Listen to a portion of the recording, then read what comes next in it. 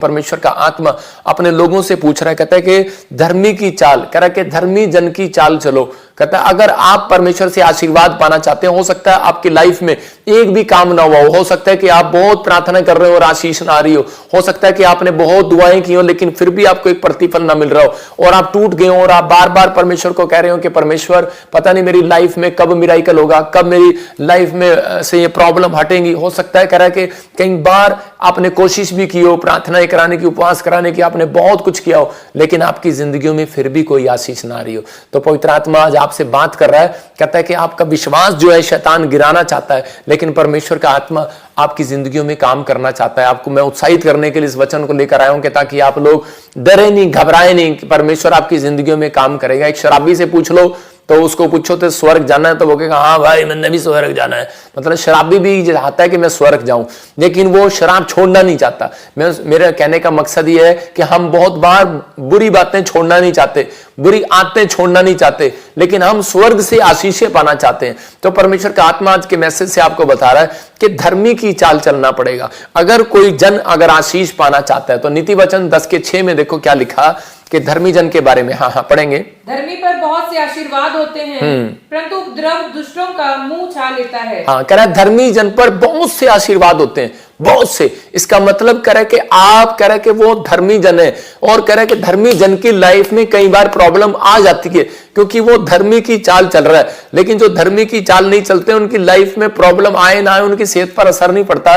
लेकिन कह रहा है कि धर्मी जन इस बात पर विश्वास रखे, कह रहा है कि परमेश्वर के बहुत आशीर्वाद आपके ऊपर है। आप धर्मी की चाल चलने से भटके नहीं क्योंकि शैतान को किसको भटकाना है? उसको भटकाना है जो धर्म की चाल में चल रहा है, जो परमेश्वर के कह रहा है कि चलाए चल रहा है उसको भटकाना चाहता है। वो दूसरों को भटकाना नहीं चाहता, वो चाहता है कि लोग भटक जाएं। लेकिन एक बार ऐसा ही हुआ था कि अगर आपके मुंह का अंगीकार गलत हुआ तो आप कह रहे हैं कि निराश होकर जब मुंह का गलत अंगीकार करते हैं तब आपके आशीर्वाद रुक जाते हैं। लेकिन नहीं, तो आज जितने लोग विश्वास कर रहे हैं कि परमेश्वर मैं अपने मुंह के अंगीकार को सही रखूंगा तो उन लोगों के लिए बोल रहा हूं कि आपको इस साल के अंदर कह रहा है कि परमेश्वर के बहुत सारे आशीर्वाद प्राप्त होने वाले हैं यीशु मसीह के नाम में।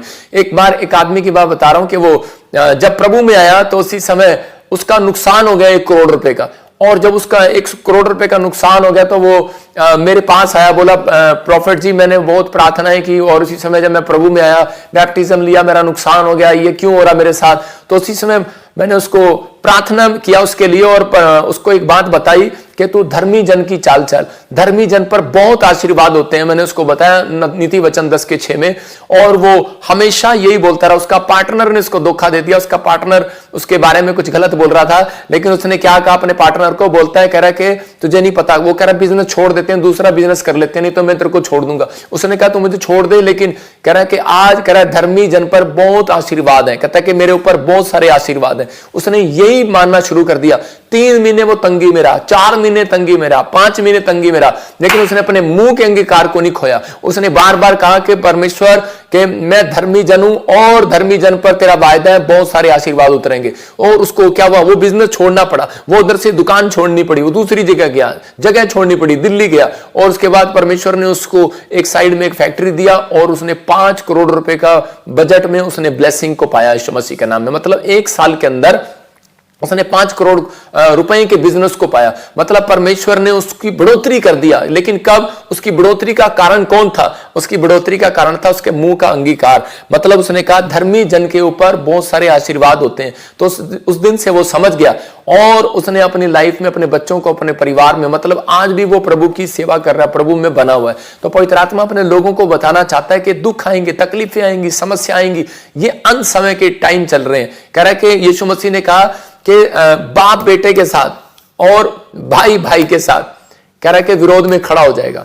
ऐसा आप पढ़ते हैं जब बाइबल के अंदर। तो आज क्या हो रहा है? आज क्रिश्चियन के खिलाफ और सब एक दूसरे के खिलाफ खड़े हो रहे हैं। हो क्या रहा है आप सब देख रहे हैं। तो मतलब परमेश्वर आपके जीवन में काम करना चाहता है, वो बताना चाहता है, कहता है कि आप धर्मी की चाल चलें। कहता है कि जो धर्मी की चाल चलेगा उसके जीवन में आशीर्वाद उतरेंगे यीशु के नाम में। अगर मुझे किसी को डांट लगानी है तो सिर्फ वचन से लगाऊंगा, उसके अलावा नहीं मैं लगाऊंगा कि मैं बैठकर ऐसा बोलूंगा। तो पवित्र आत्मा चाहता है, कहता है कि आप लोग अपनी लाइफ में अपने बच्चों को जब डांटते हैं, अपने परिवार को जब डांटते हैं, तो कह रहा है कि वचन के साथ जब समझाते हैं तो परमेश्वर परमेश्वर काम करता है। जब आप अपने मुंह के साथ समझाते हैं, अपनी हाथों या डंडे से समझाते हैं, तो परमेश्वर काम नहीं करता। परमेश्वर जब काम करता है जब आप, क्योंकि वचन जो है हृदय को साफ करता है, उसके माइंड को साफ करता है।